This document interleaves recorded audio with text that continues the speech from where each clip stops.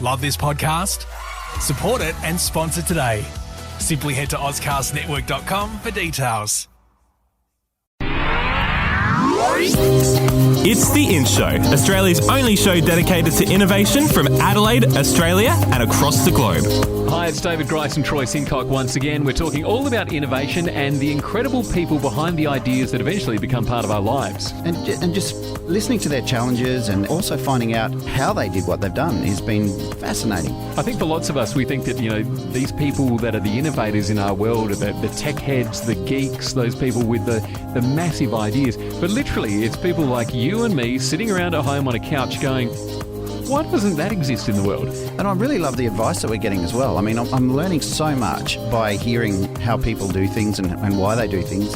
And it's kind of inspirational at the same time. Definitely is really exciting to see what the new technologies will be that will eventually adopt in our lives as just, commonplace things which today feel, extraordinary. In just a few years' time, we'll be doing all those things. And we've discovered so many new things that we didn't know existed. And don't forget, you can check us out at theinshow.online, Facebook and Twitter. And over the next few weeks, we'll be featuring some of the influential people coming to Adelaide as part of Hybrid World Adelaide. That's on October 4 to 8 at the Tonsley Innovation Precinct. And you can win a double pass too. All you have to do is follow The In Show on Twitter and retweet this week's podcast link. And this week, we're announcing our first winners. I'm really excited, so make sure you stay tuned for that. And we speak to Kelly Taglin from Code Club, who will be part of the event. They teach 9 to 11-year-olds how to make computer games, animations and websites. And Scott Boocock, CEO and founder of Hegs Australia, talks about impressing the Shark Tank judges with an idea that came to him while hanging out the washing. Now here's Claire with more in news, including a story about how the simple act of walking can create enough energy to light up a whole street. What else have you got for us, Claire? Thanks, guys. This morning I'm talking about your heart, brain and feet. In the US, a team of researchers have developed an app that can analyse how healthy your heart is. The app was developed by researchers at Caltech Huntington Medical Research Institute, who believe it could replace lengthy and costly MRI scans. According to the Heart Foundation, cardiovascular disease kills 1 Australian every 12 minutes. So this technology has the potential to save thousands of lives. The way it works is quite simple. The app uses the cameras on smartphones to measure the movements of the user's skin around the neck as their blood pumps through their carotid artery. In particular, it measures the left ventricular ejection fraction, aka the LVEF, which can give an induction of the health of the heart. The normal rate is 50 to 70%, but if the heart is weak, the app will detect the lower percentage. At the moment, the researchers are still collecting clinical data and results. They hope to have the technology on the market as soon as possible. In the United Kingdom, a company has created power harvesting lights that turn your footsteps into power. London-based organisation PaveGen has developed a unique kind of pavement that can convert the energy from your footsteps into electricity that can light an entire street. The smart flooring can also record and analyse shopping habits. The pavement is made up of triangle-shaped tiles which have 3 generators attached to the corners. When someone takes a step on the tile, their weight causes the generators to turn and generate electricity. The latest version can create 200 times the amount of electricity than the original model. The technology was recently installed on a London thoroughfare and it has generated enough clean energy to power all of the lights and multiple speakers along the street. Imagine the power that could be generated if they were installed in high traffic areas like Rundle Mall or your local shopping centre. Research has shown that playing music is more beneficial for your brain than other activities. It's often thought that brain training games from companies like Brain HQ or Luminosity actually improve how your brain works. But research from the University of Illinois disproves this idea. Researchers found that there's little to no evidence that brain training games actually improve brain functionality. So, what does make your brain sharper? Science has found that learning to play musical instruments can improve long-term memory, brain functionality and brain development. A University of Montreal study led by Simon Landry also discovered that musicians are usually more mentally aware than others because playing music can impact basic sensory processes. He believes that playing a musical instrument could help older people improve their reaction times. Playing an instrument has other benefits too, like helping to reduce stress, increase happiness and improve problem solving and multitasking skills. It's amazing what the power of music can do. And that's what's in news this week. Thanks, Claire. Now, David, you were a musician, or you are a musician. Are the people that you surround yourself in that world that sharp in the head? I think I'm proving to you, Troy, that I'm one of the ones that aren't that sharp in the head. It is extraordinary, though. And I really get the fact that, kids being creative, how that can help them take in information. I mean, if you're doing something you love, surely you're going to take that on more so than when you're in a room and you're just glazing over. Yeah, I mean, there's also a lot of research out there that shows scans of a brain while somebody's engaged in musical activity, and it ignites the whole brain. And as a result of that, there's been research done on how young people and children in schools particularly absorb information. And they found that those children that were engaged in some form of creative expression, whether it be music, art or drama or something creative, were absorbing 80% more information at school than those that weren't. Those that participated in sport were absorbing 65% more information than those that weren't. And what do they mean by absorbing information? Is that just the activity in the brain, or does that relate to them retaining that information? It's more about, from what I understand, and I'm certainly no scholar around this, but from what I've seen, it's been very much about how much more information a student is able to absorb and then take action on. Well, that's incredible, and we all know that music touches all of us in some way, and to think that it can have that effect. And I know there's a lot of studies being done around music in a variety of different spaces. It's a very, very exciting time. And remembering a few weeks ago, we had that story around the Alzheimer's and using music as a way to rehabilitate and bring them back. Yeah, so reaching the young and the old as well. David Grice and Troy Sincock talking innovation on The In Show. You can check us out at theinshow.online, Facebook, and follow The In Show on Twitter and retweet this week's podcast link to win a double pass to Hybrid World Adelaide. Next, we chat to Code Club, a volunteer-led after-school coding club. Adelaide is starting to be recognised as a smart city, nationally and globally. The City of Churches is rapidly gaining a reputation as the city for innovation. Smart City innovation is becoming a big part of our future. The Adelaide Smart City Studio is supporting people that are creating new smart city products and services for global markets. What we've taken for granted is now being embraced by residents and visitors alike. Adelaide Smart City Studio, creating opportunities. Hi, I'm Kirk Drades from Leap Sheep, and you're listening to The In Show. It's David Grice and Troy Sincock, and if you've missed an episode, just make sure you subscribe to The In Show podcast on iTunes. In the next 10 minutes, we talk to Scott Boocock about how his idea caught the attention of Shark Tank. And make sure you download the Phoner app before you head to your next event. You can find people easier and market yourself better using Phoner. That's PFONR, available on the App Store now. Kelly Taglin is General Manager of Code Club, a nationwide network of free volunteer-led after-school coding clubs for kids aged 9 to 11, who next month will feature at Hybrid World Adelaide. Kelly, how are our kids taking to coding? Oh, kids love coding. They love creating games and animations and websites. So this really kind of empowers them to express themselves creatively using technology. It's wonderful. And how do you go about teaching it? Well, Code Club provides the framework, and really the magic happens with the volunteers and the teachers who get involved with kind of starting these clubs. A lot of our clubs run at lunchtime at schools or after school at school or a library nearby. And kids are using project-based learning to collaborate and to communicate and to think creatively to create something of their own.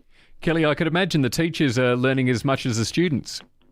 Yeah, we focus a lot on professional development for teachers. That's one of our initiatives funded by the Telstra Foundation to help support the growth and the uptake of this program.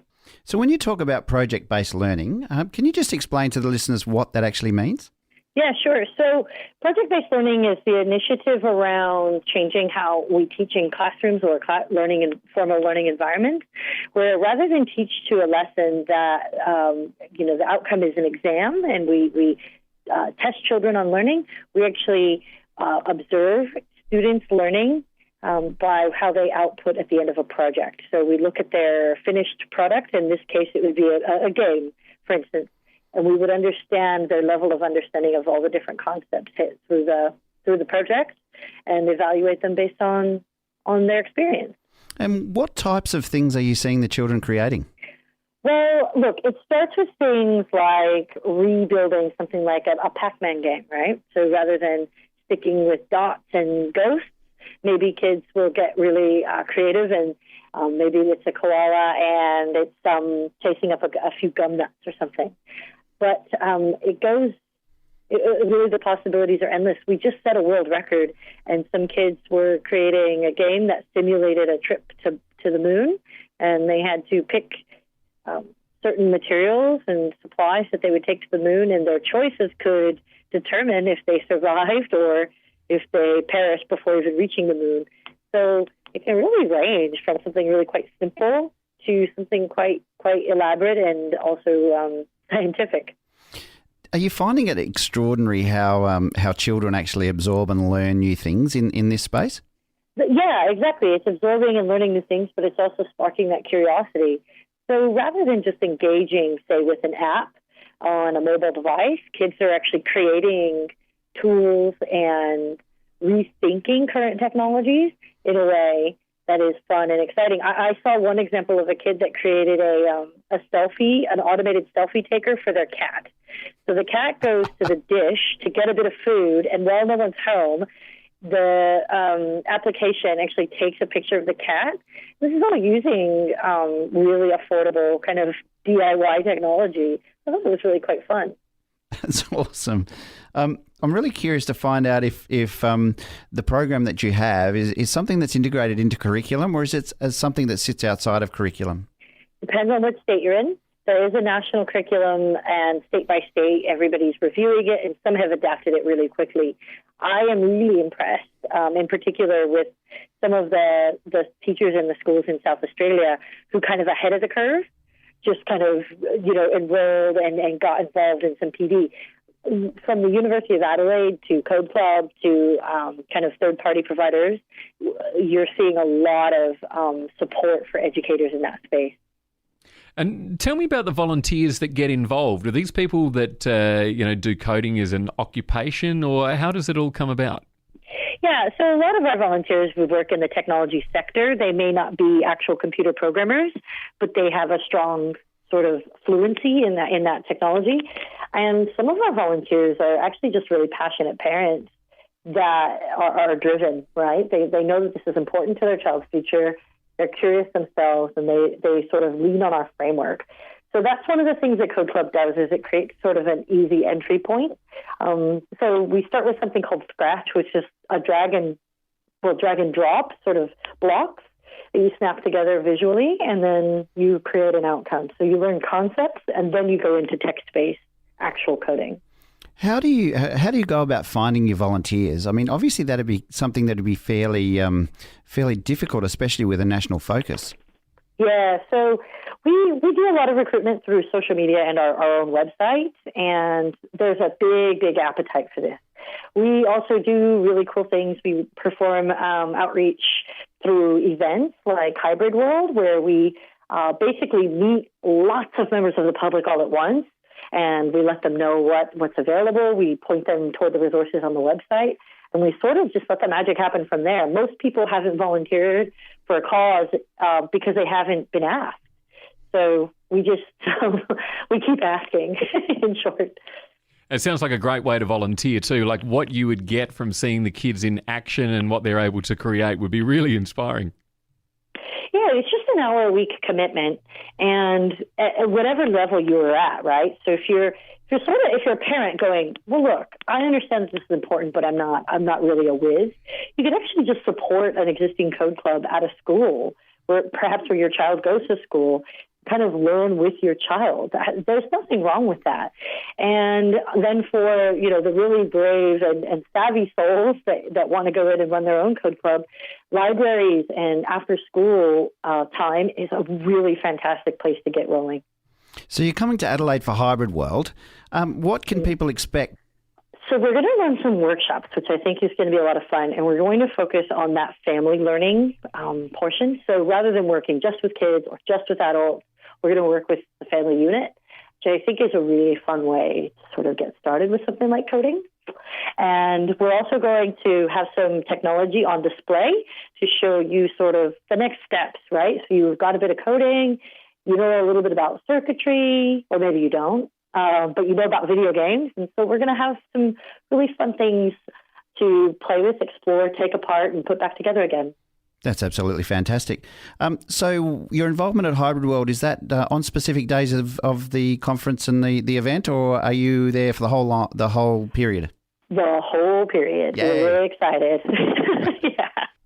That sounds fantastic. Now, Kelly, you're dealing mainly with sort of 9 to 11-year-olds, primary school age kids. What's the pathway from that point if they're really into Code Club and, that's beginning to become, their favoured area of learning? What happens from there in terms of pathways? I'm really glad you asked. So we actually have a pilot for a secondary school program.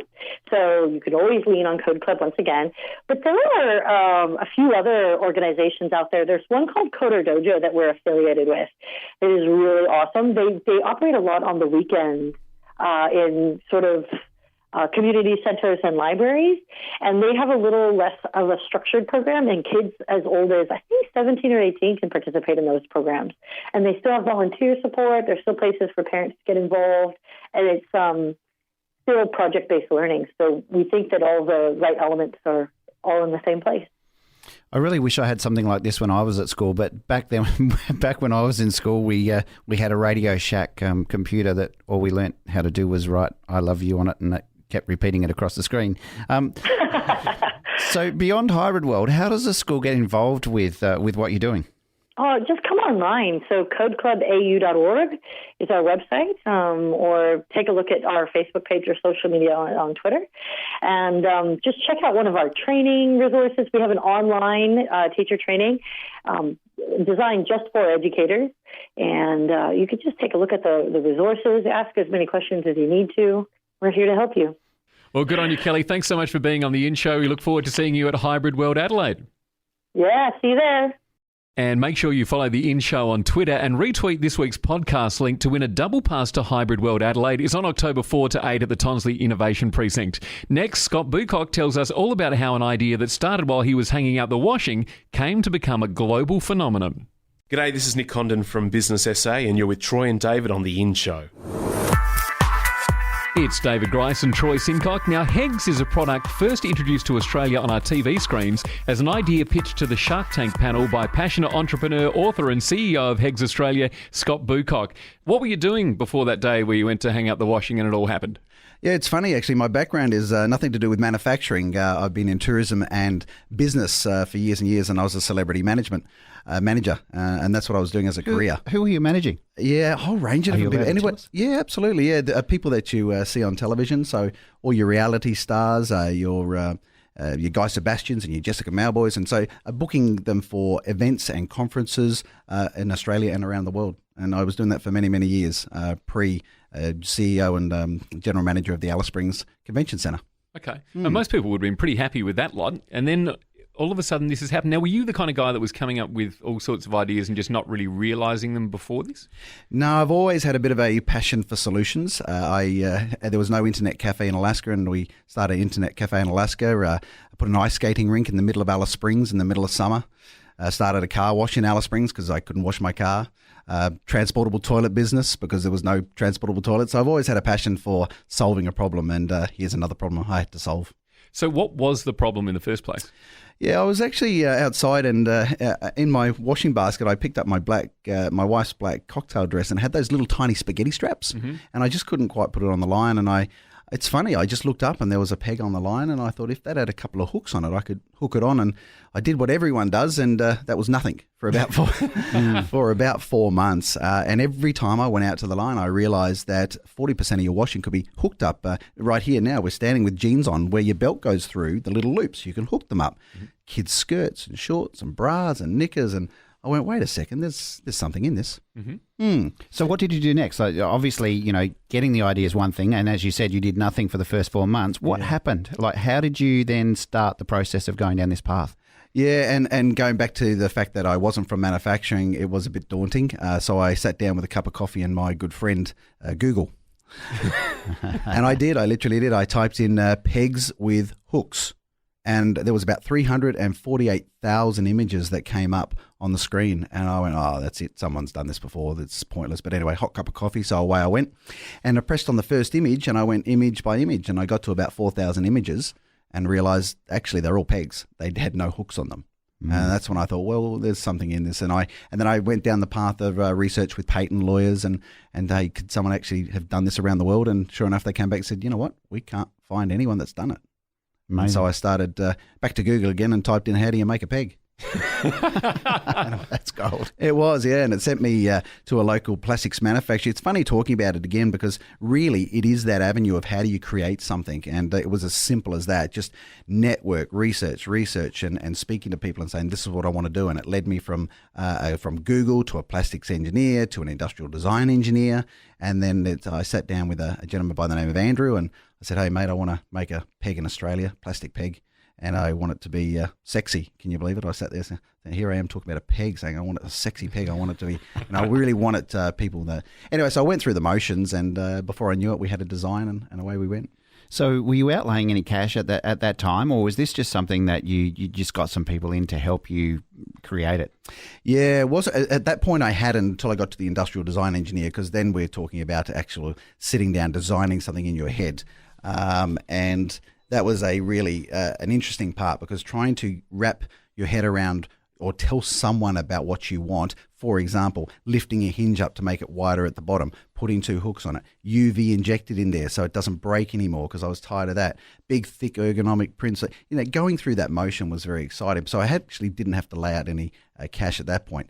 However, only 4 years ago, we designed this. And 4 years ago, I had to send those CAD drawings to China to actually have them. Now I can go down the local university and they can 3D print me one up for about $30 in about 10 minutes. Mm-hmm. Yeah. Yeah. So cash it was. So it's $500 a prototype every time I sent the design away. And I went through 5 prototypes. So I was up for $2,500 pretty quick.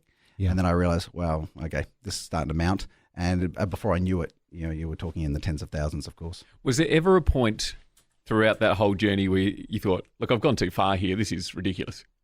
Yeah, there was about the $60,000 mark. I did. I started to think, wait a second, what about? It was a point of no return, actually. I'd done enough networking and enough due diligence on it to realise that it could actually be done. And I'd done my market research, and I'd spoken to supermarkets, and I'd realised that this innovation could be one of Australia's new innovations that will be marked down in history. Mm-hmm. And I thought, well, that sort of drove me a little bit more, thinking, wow, could it possibly in 20 years people don't use pegs, they use Hegs. Mm. And how did you go about finding the right people? Yeah, at that point it was nice, because once you get to an industrial design engineer, they start working with you saying, oh, you should go and see them, and maybe they could do it better, and this tooling's better than that tooling. And then, of course, it goes to the banks. And so I went through and just asked a lot of people a lot of questions. I have a little thing called the winning cycle, and part of that is the first N, WINNING. The first N is network. So you use that network to be able to get those answers. It's the same thing as the ice skating rink in Alice Springs. It's everyone said, no, you're mad, you'll never do that. So, hey, get the right people, ask the right questions, and go from there. All of a sudden it happens. Yeah. So how do you, speak to supermarkets and get them to take you seriously? Yeah, about a peg with a hook, you're right. Yeah. That's a great segue into it. I said, if I can take a peg and put a couple of hooks on it and sell it globally, imagine what your listeners can do with their ideas. And I hear them a lot. But to answer that question, sitting in front of the big numbers or the big names that everyone knows and they shop at every day, going in there to sell a new concept over something that's been around for 160 years is very hard. There's all that element of, is it design right? Is it too expensive? No one understands what it does. You've got to get to market research, and there's promo catalogs. So I had a bit of a vision at the time. When I first started it, I wanted to do it in Adelaide, and because I wasn't from manufacturing, I was told, you'll never do it here. You'll have to do it over in China. But when I walked into those big firms, I realized volume is king. So I sat down with the big chain and said, I can do this. This is what it's going to be. It's quality innovation.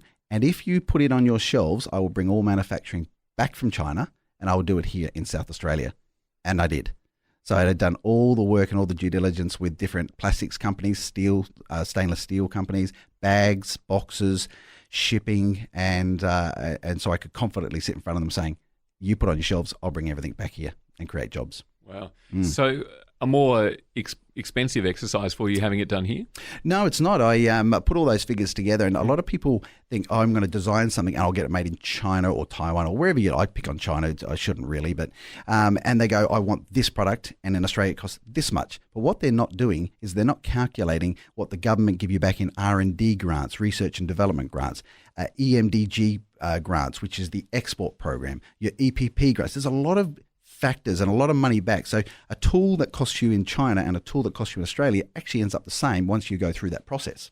Right. As well as, don't forget, when I ordered 50,000 bags of Hegs, they sat on a ship for nearly a month. I'm paying interest on that. So I calculated that interest as well and put that back into the factor. So between the grants and the interest and the fact that I lost time, it actually worked out that I could do it cheaper here in Australia than I could in China. And to this day, no one in China can beat my prices out of Australia. That's awesome. Yeah. So, you know, it's you said 4 years ago.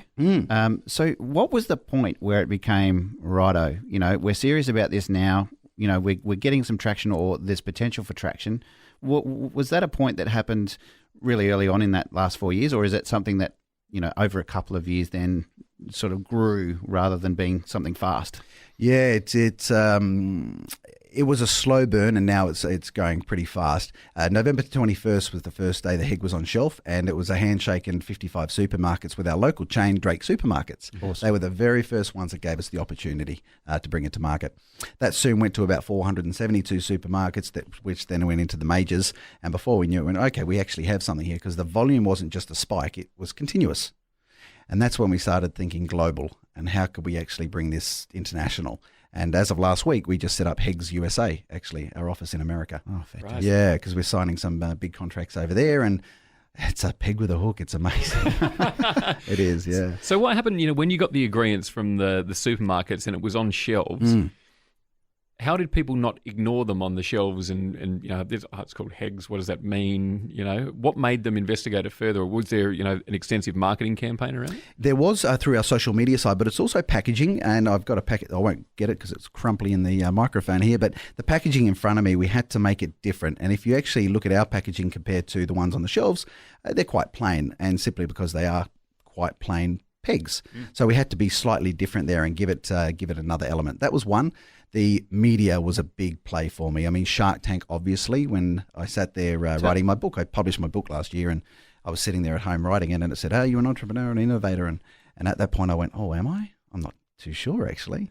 And then I thought, "Oh, well, I'll apply." And that's how we ended up on Shark Tank, which was another 1 million viewers. So it's all about PR and media, and just keep telling your story and make sure that there is a story. I mean, everyone has one. Just keep telling it. Tell us about Shark Tank. Obviously, getting to that point, getting through the process, there's a lot of work that goes on with the producers prior to actually getting on the TV. Yeah. Tell us about your experience. Yeah, Shark Tank was great. I go back to the meeting I had with one of the big supermarket chains. I thought that was scary. Shark Tank was very scary. I actually go through about 2 to 3 hours worth of prep work in advance. So you're talking to cameras and media, and they're asking a lot of questions. And then it's simple as 3, 2, 1 on set, and you walk down very quietly through the middle of the sharks. The big doors open. You stand on an X, and you say nothing for 30 seconds, and they're all focusing the cameras. And 30 seconds is a long time for me not to talk. Anyone, really. Yeah. So, and then that's it. For an hour and a half, they bombard you with financial questions and business questions and scalable questions. It's exciting because it shows you that you know your product or you know your company, and it also shows you what you don't know as well, because there was quite a few times I went, oh, you know what, I hadn't thought about that. So you go back to the boardroom, I suppose, and start thinking about that question. But it was exciting time, and it was an hour and a half. You see 8 minutes on screen, but it's an hour and a half in front of them. Yeah, so I mean that's obviously something that most people don't realise is, you know, that 8 minute segment is, you know, what people perceive as that's as quick as they make that choice. But that hour and a half, I mean, you would have been under an absolute grilling. It's brutal, yeah. And when you're doing it by yourself, you actually don't get to go off and discuss it with someone. So it was a big difference in that way. I think the other part of the decision making is that your mind, they're throwing offers and concepts at you, and you're just trying to work it out on the fly as well. And you don't want to give the baby away. You know, that's the hard part. You're thinking, oh, don't just give in, don't just give in. So, and how pivotal has that been in your progress to date? Yeah, it's been wonderful for 2 reasons. One is that everyone knows what a Heg is. And the second one is that Hegs USA, Shark Tank's massive in America for us as well. So we do we do use that. And Shark Tank have been very generous. Every year they come back and do a follow-up story. And this year they're doing another follow-up story for next season. And that's about what Hegs has done as a brand, because I get approached daily by entrepreneurs and innovators now and they all have one product or two products, and it's very hard to bring to market because the majors don't want to take one product to market. It's just too hard. Mm-hmm. So we're doing something different. We're actually offering the Hegs brand to the entrepreneur and innovator, and we're ending up being their sales and distribution arm worldwide. And so we have things such as Busy Bulbs, and we're launching the Eco Dry Clothesline on Friday. We have lots of products anyway that we're launching. And Peter from Mini Pallets was on Shark Tank about 6 weeks ago, and he's also under the Hegs brand. So we're helping the entrepreneur and innovator take their product to market. That's so exciting to have you experience what you did and then just swing the door open for other innovators and entrepreneurs. Yeah, it's a really big one. I got to a point of about 30 mentors where I was sitting down. It's a lot of coffees, right? And I just started sitting, telling them and helping them. And then I realized the one thing they're missing is how to sell it. You know, I can tell them how to make it and help them bring it back from China to Australia and help them with the marketing and help them with all these different IP and accounting and all that stuff. And then I realized that's great, but they need to package it right and sell it. And there's not one single entity in government or private enterprise in Australia that actually helps you do that. So we decided as a brand, an Australian 100% owned brand, that we would be that for the entrepreneur and innovator. That's super exciting. And obviously, you know, you're a really proud South Australian and too. How much does that, you know, mean to you being able to keep all this stuff here where you live? Yeah, very much so. I'm actually a Northern Territorian. I'm born and bred in Alice Springs and educated up there. My wife is South Australian, so we've got the NT South Australian connection there. Yeah, but I've been here many years now, of course, and my kids go to school in South Australia, and it's really important. I mean, it's funny, you can be someone in South Australia. You know, you're not lost. The company's a name, we're a name, the family's a name, and the story's got a great background to it. So what's next? Yeah, good question. It's the global side. It's that rolling out of lots of innovational products. So we have a little tagline called Ideas That Inspire. And so it's all about the ideas of people and what they're bringing to market. So we're focusing on that, and we're launching Canada and Europe and UK, sort of all around the world, I guess. And as long as it's in that quality, innovational and ideas that inspire space, then Hegs wants to be part of that story. Do you always start the idea in the same place? Like when you're developing ideas, is there like a ground floor from which everything begins? Because, you know, the space that you're in is that area where people already are. Yeah. Yeah, I do. It's back to that winning cycle again. The W is the obvious one is why. Why did you have the idea? And it's to solve the problem. A lot of people come to me and say, oh, how did you do it? And it's really not about how I did it. It's about why I did it. And why do they do it? So they come up with the idea first, and the why is the solution. The networking stage, which is the third N, the networking is trying to find out, is it viable? Is it actually potentially scalable? Is it buildable? Is it done here or is it done overseas? The second N in winning, this is quite an interesting one. I liken it to no man's land. It's like the trenches 100 years ago, where you know why you're there. You know the idea you have, and you have your network of people in the trenches. You're about to come up and tell everyone about your idea, and it's called no man's land. It's where everyone goes, no, that's too expensive. No, that's no good. No, that's been done before. And my personal favorite is, no, nobody will buy it. You know, and I go, oh, really? And so it's coming out of that trench and getting fired at and going over dead bodies and going through the barbed wire and actually getting to that other trench. And that's where I call it the innovational stage, and that's where it's the exciting part. Yeah. It's fantastic. It seems that your strengths are in those places where, as you said, other people's weaknesses. You know, what you were doing in your former life has actually put you in such good stead because you were selling things all along. They just weren't yours. Yeah, correct. Yeah, that's right. And now it's nice because I've just invented another product that will come to market in the next 3 months, and it was just developed last night, actually. I've got the final prototype, so I'm excited to bring that one to the show in a few months' time. But I suddenly realise that you can really bring anything to life. And it's just about the marketing. It's about the sales side. I call it the visual, the verbal, and the viral. Is it visually good? Is it verbally sound like the name of the product? Or as you want to sell your product, you've got to verbally sound good. And the viral, who's going to talk about it? Who's going to actually say, hey, you should buy some of them? Some outstanding ideas. And Hegs is only the beginning, it seems. Scott, thanks so much for joining us on the In Show. Yeah, thanks very much for having me. It was great to be here. It's all about innovation on The In Show, and if you've got an event you'd like us to highlight, just drop us a line at theinshow.online, and you can check us out on Facebook and Twitter. Now, with Hybrid World Adelaide taking place at the Tonsley Innovation Precinct on October 4 through to 8, we're giving away some double passes to this exciting event. And this week, we're happy to announce our first winners, Tom Jackson and David Jobling. They've both scored themselves a double pass. Congratulations. To enter, it's really easy. All you've got to do is follow The In Show on Twitter and retweet this week's podcast link for your chance to win. Next week on The In Show. We chat to Stephen Rodder, CEO of UniSA Ventures, and Mandy Simpson from Cybertoa talks about their involvement with Hybrid World Adelaide and cyber security. And as usual, Claire will be bringing us those interesting and sometimes unusual stories from around the world. And make sure you check out theinshow.online. You can subscribe to iTunes and listen to the podcast, find out more about this week's guests, share an innovation you're working on, and follow us on Facebook and Twitter. Now, before we go, here's Robin Freeth from TEDx Adelaide with some advice on the impact you can make through volunteering. Yeah, I do a bit of mentoring around the place, and one of the consistent bits of advice I give is go volunteer for something. We all live in communities, and we all take out of community, and I think it's really important we put back into a community as well. And volunteering is just a wonderful way of getting engaged with something you care about. You don't have to volunteer, you volunteer because you want to make a difference. And I think that if I look around Adelaide, there are so many wonderful volunteering organisations that make such a difference to the community around them. That I think if you have the opportunity and the desire and the skill set to go and volunteer, you will be rewarded tenfold on the back of it. Well, it's been another great show again this week. We'll talk more about what's in next Monday on The In Show. Love this podcast? Support it and sponsor today. Simply head to AuscastNetwork.com for details.